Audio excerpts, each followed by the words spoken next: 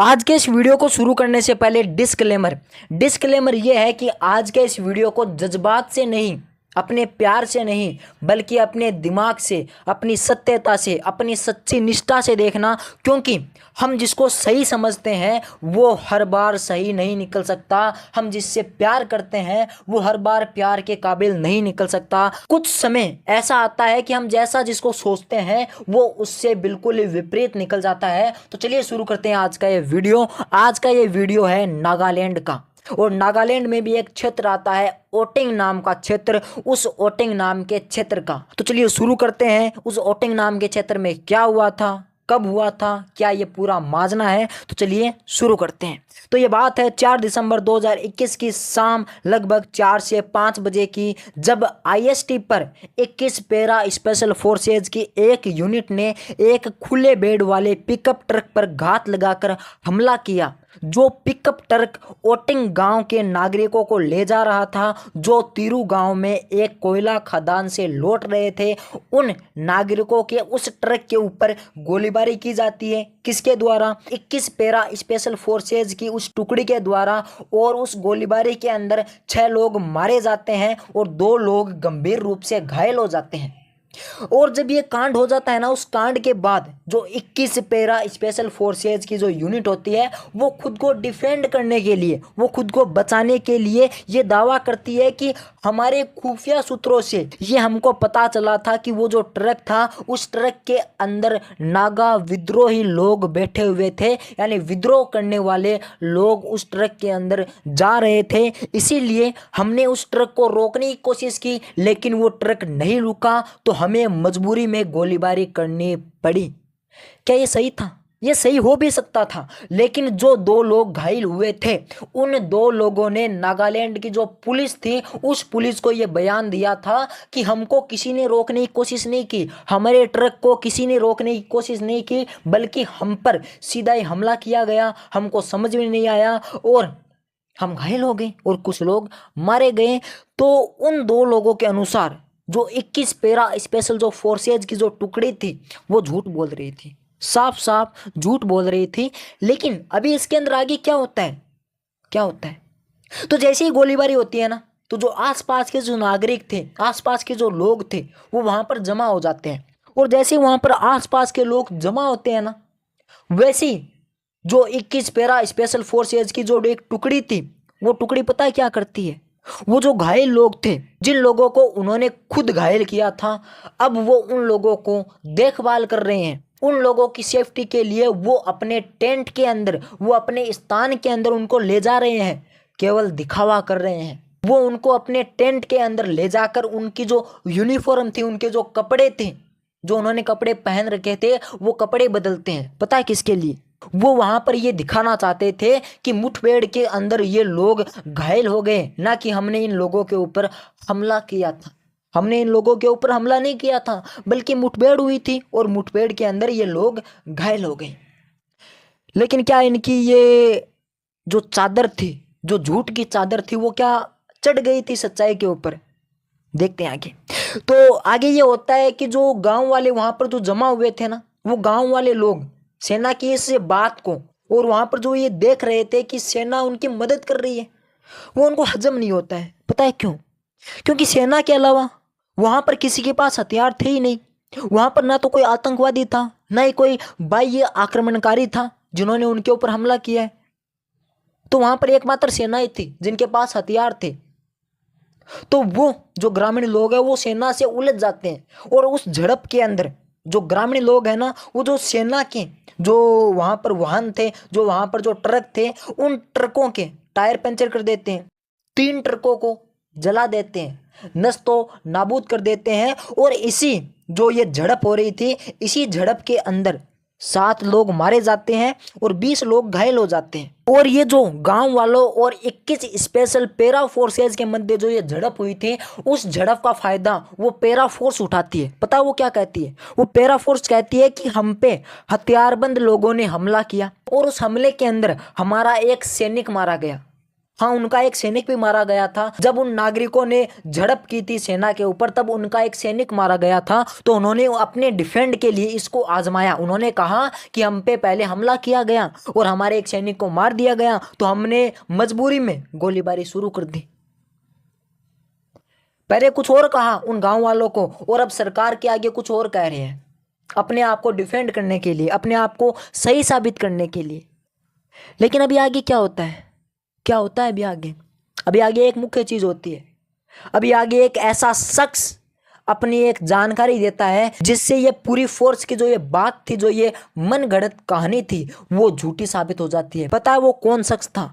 वो शख्स था भारतीय जनता पार्टी की जिला इकाई के अध्यक्ष न्यावांग कोन्याक, जो ये दावा करते हैं कि मेरी गाड़ी के ऊपर भारतीय जनता पार्टी का झंडा टंगा हुआ था, लेकिन फिर भी भारतीय सेना की उस टुकड़ी ने मेरी गाड़ी के ऊपर टंगे हुए उस झंडे को देखकर भी गोलीबारी बंद नहीं की। भारतीय जनता पार्टी का जिला इकाई का वो मेंबर ये बात कहता है।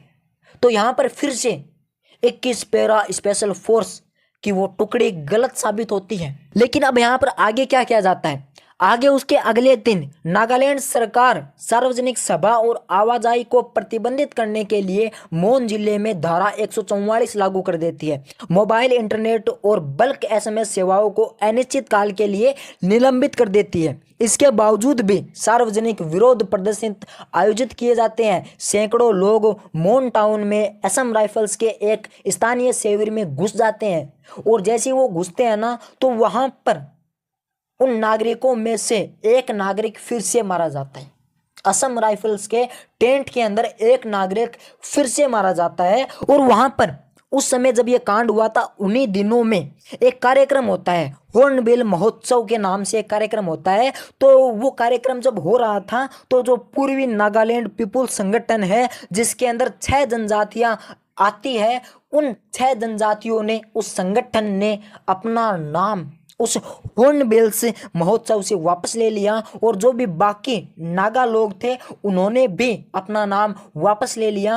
और जो नागा लोग थे ना, उन्होंने अपने सभी जो झंडे थे, जो सभी अपने मोरंग थे, उन झंडों को काले रंग करके फहराया था। यानी भारतीय सेना के विरोध में उन झंडों को फहराया गया था।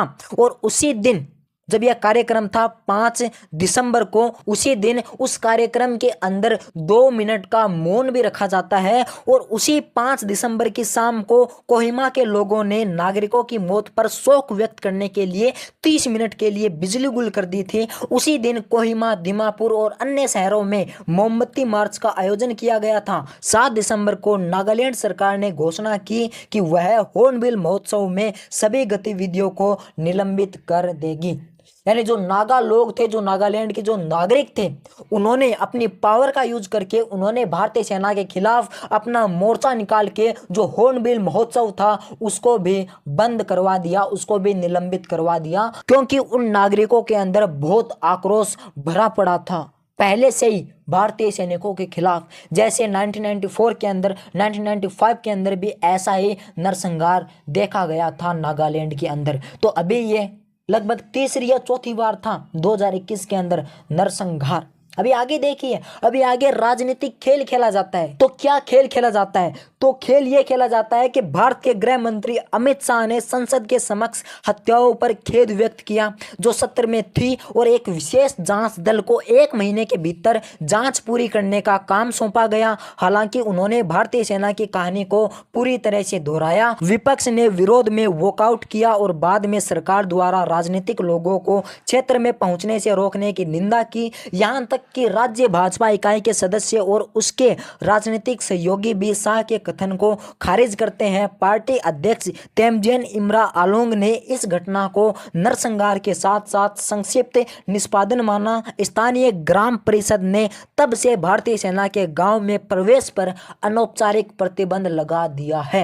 यानी भारतीय सेना के जो एक मेंबर है अमित शाह जी, उन्होंने इस जो घटना थी संसद के सामने, इस घटना के ऊपर शोक व्यक्त किया, खेद व्यक्त किया और एक जांच एजेंसी बिठाई और जांच एजेंसी को 1 महीने के भीतर भीतर रिपोर्ट सबमिट करने के लिए कहा गया। लेकिन ये खेल था, ये राजनीतिक खेल था, ऐसा कुछ नहीं हुआ। अभी आगे क्या होता है, पता आगे क्या होता है, सुनिए आगे क्या होता है। तो आगे होता है कि 6 दिसंबर को नागालैंड पुलिस ने 21 पैरा स्पेशल फोर्स के खिलाफ प्रथम सूचना रिपोर्ट दर्ज की, जिसमें प्रथम डिग्री हत्या का आरोप लगाया गया। भारत के राष्ट्रीय मानवाधिकार आयोग ने केंद्र और राज्य सरकारों को नोटिस भेजा है। भारतीय सेना ने एक मेजर जनरल की अध्यक्षता में एक जांच कोर्ट का गठन किया है ताकि यह जांच की जा सके कि यह ऑपरेशन किन परिस्थितियों में हुआ। इसके अलावा यह उस खुफिया रिपोर्ट की विश्वसनीयता की जांच करेगा जिसके कारण मेजर रैंक के एक अधिकारी के नेतृत्व में 21 पैरा स्पेशल फोर्स की टुकड़ी को भेजा गया था। 17 सितंबर 2024 को भारत के सर्वोच्च न्यायालय ने अभियोजन के लिए सरकारी मंजूरी की कमी का हवाला देते हुए अभियुक्तों के खिलाफ आपराधिक कार्यवाही को रद्द कर दिया। तो जो हमेशा होता है, कभी भी न्याय नहीं मिलता है, कोई भी बड़ी से बड़ी घटना हो जाए, वही हुआ था। हाई कोर्ट के द्वारा 17 सितंबर 2024 को इस मामले को रफा दफा कर दिया गया कि कोई सबूत ही नहीं मिला है, कोई नहीं। ये तो नॉर्मल अपने देश के अंदर है, इंसाफ कभी नहीं मिलता है, और जब मिलता है तो बहुत से साल लग जाते हैं, बहुत बहुत बहुत बहुत बहुत बहुत बहुत साल। अभी आगे एक चीज़ और मैं आपको बताना चाहता हूँ कि 6 दिसंबर को जो 15 नागरिक उस गोलीबारी के अंदर शहीद हुए थे, या फिर ये कह दीजिए कि जिन्होंने अपने प्राणों की आहुति दी थी उस बिना मतलब के गोलीबारी के अंदर, तो उन 15 व्यक्तियों के शरीर को मुख्यमंत्री नेफ्यू रियो के नेतृत्व में एक सामूहिक अंतिम संस्कार सेवा में दफनाया गया। यानी मुख्यमंत्री के नेतृत्व के अंदर उन सभी 15 लोगों को 6 दिसंबर को दफना दिया गया, और उनके साथ ही दफन हो गया ये पूरा केस। कोई नहीं।